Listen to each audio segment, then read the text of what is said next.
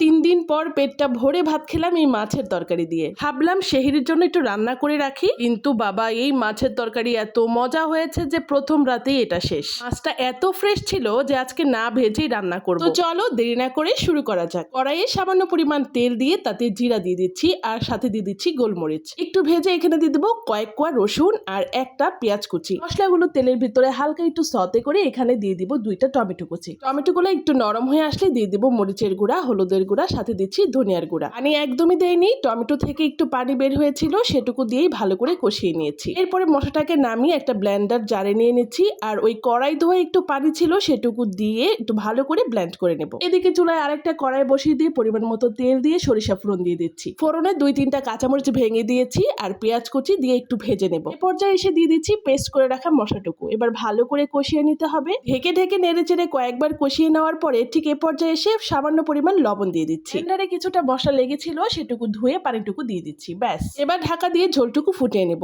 ঠিক এ পর্যায়ে এসে দিয়ে দিচ্ছি এক এক করে মাছগুলো। আমি এটা ফ্রেশ তেলাপিয়া মাছ দিয়ে করেছি, তোমরা চাইলে যে কোনো মাছ দিয়ে ঠিক এভাবেই রান্না করতে পারো। তোমরা অনেকে হয়তো ভাববে যে মাছটা ভেজে রান্না করছি না, তবে আমি বলি কি জানো, ঠিক এইভাবে মাছটা না ভেজে রান্না করলে ভীষণ মজা লাগে খেতে। দেখো কথা বলতে বলতে আমার মাছের তরকারি তো একদম রেডি। ইফতারি খোলার পর ঝটপট ভাতে নিয়ে নিয়েছি আমি। এত গরম যে মাছের গায়ে আমি হাত লাগাতে পারছি না, তবে বেশ মজা হয়েছিল খেতে। তোমরা কিন্তু অবশ্যই একদিন বানিয়ে খাবে।